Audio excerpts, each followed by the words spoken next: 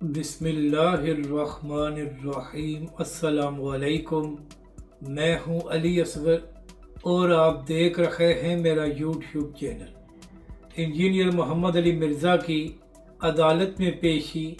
और जान का ख़तरा, जबकि दूसरी जानब मिशन नूर और तहरीक लब्बैक पाकिस्तान पर तनकीद करने वाले एक्सपोज हो गए। इस वीडियो में हम इसी के मुतालिक बात करेंगे। और अगर नाज़रीन कराम आपको ये वीडियो अच्छी लगे तो इसे लाइक और शेयर ज़रूर करें और कमेंट्स के ज़रिए अपनी राय का भी इजहार करें। और अगर नाज़रीन कराम आप हमारी मज़ीद वीडियोस को देखना चाहते हैं तो हमारे इस चैनल को भी सब्सक्राइब करें।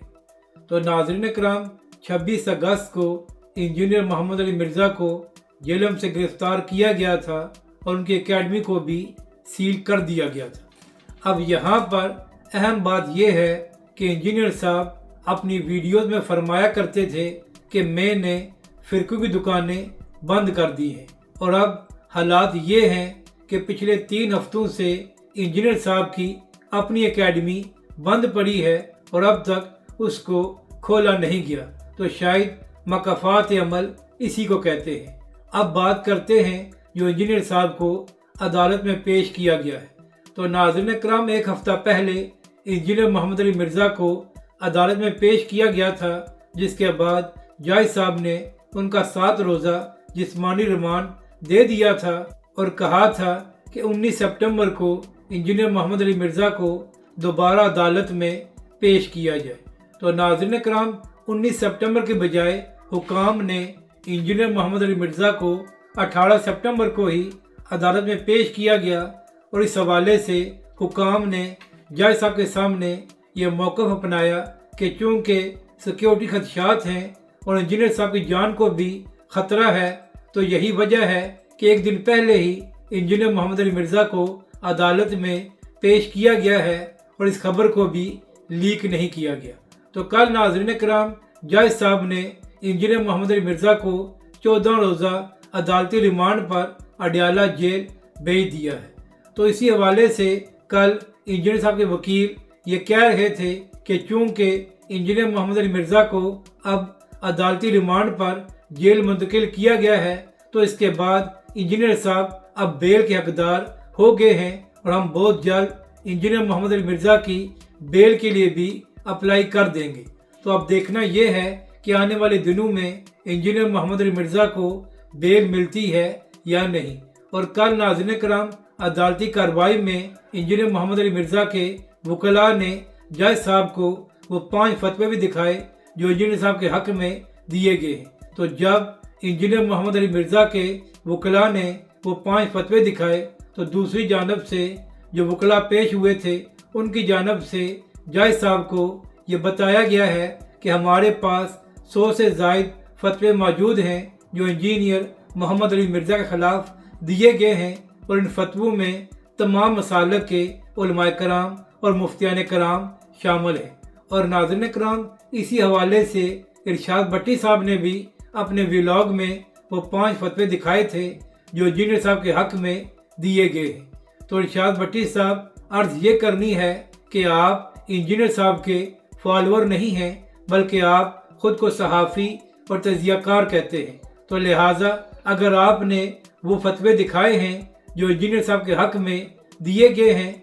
तो क्या वजह है कि जो दर्जनों फतवे इंजीनियर मोहम्मद अली मिर्ज़ा के ख़िलाफ़ दिए गए हैं उस हवाले से आपने बात नहीं की और ना ही उनको आपने अपने व्लॉग में दिखाया है। तो नाज़रीन कराम, अब देखना ये है कि आने वाले दिनों में इंजीनियर मोहम्मद अली मिर्ज़ा का केस किस तरह आगे बढ़ता है और क्या उनको बेल मिलती है या नहीं। इसी हवाले से आज ये भी खबर सामने आई थी कि बहुत जल्द डॉक्टर आसिफ जलाली साहब भी इंजीनियर मिर्ज़ा के ख़िलाफ़ एक तफसीली फतवा जारी करने वाले हैं। अब बात करते हैं मिशन नूर और तहरीक लब्बैक पाकिस्तान की। तो नाज़रीन कराम, जब इमरान खान की हुकूमत में तहरीक लब्बैक पाकिस्तान और अल्लामा खादिम हुसैन रिज़वी अलैहिर्रहमा नमूस रिसालत के लिए मैदान में आए हुए थे, तो उस वक्त PTI वाले ये कहा करते थे کہ تحریک لبیک پاکستان اور اس کے رہنما اپنی سیاست کے لیے مذہب کو استعمال کر رہے ہیں، اور پھر جو کچھ عمران خان کی حکومت میں تحریک لبیک کے ساتھ ہوا وہ مجھے بتانے کی ضرورت نہیں ہے۔ یعنی کہ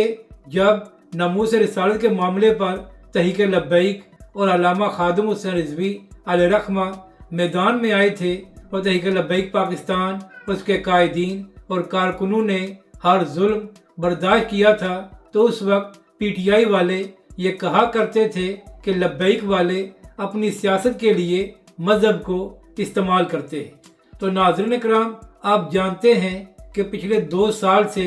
عمران خان صاحب جیل میں ہیں اور پی ٹی آئی والوں نے ہر کوشش کی ہے کہ دھرنا دیا جائے، لانگ مارچ کیا جائے یا کوئی بڑی تحریک چلائی جائے، مگر ناظرین اکرام ان 2 سالوں میں پی ٹی آئی اور ان کی قیادت بری طرح ناکام ہوئی ہے اور وہ عمران خان کے لیے کوئی تحریک نہیں چلا سکے اور نہ ہی عوام کو باہر نکالنے میں کامیاب ہوئے۔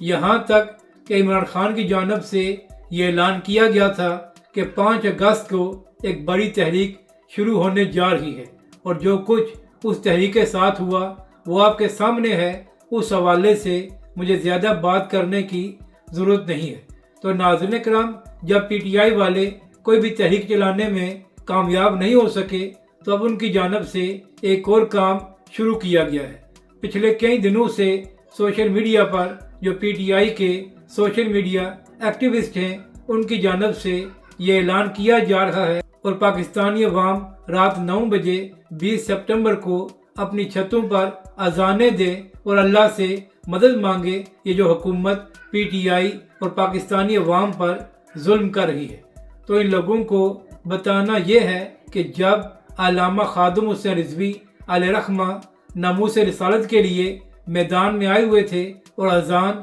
دے رہے تھے کہ باہر نکلو، اس وقت تو آپ لوگ تحریک لبیک پاکستان اور اس کے قائدین کا مذاق بنایا کرتے تھے، اور اب جب اپنی باری آئی ہے تو اب آپ لوگوں کو یاد آیا ہے کہ ہم چھتوں پر چڑھ کر اذانیں دیں اور اللہ سے مدد مانگیں۔ تو یہ اچھی بات ہے کہ آپ اذانیں بھی دیں اور اللہ سے مدد بھی مانگیں، مگر آپ لوگوں سے عرض یہ کرنی ہے کہ آپ علامہ خادم حسین رضوی علیہ رحمہ کا آخری خطاب سن لیں تو آپ کو معلوم ہو جائے گا کہ علامہ خادم حسین رضوی علیہ رحمہ نے کیا دعا مانگی تھی، اور اس کے بعد جو کچھ ہو رہا ہے وہ آپ کے سامنے ہے۔ تو بس پی ٹی آئی والوں کو بتانا یہ ہے کہ جب تحریک لبیک پاکستان ناموس رسالت کے لیے میدان میں آئی ہوئی تھی اور تحریک لبیک کے کارکن شہید ہو رہے تھے تو اس وقت آپ لوگوں کو ظلم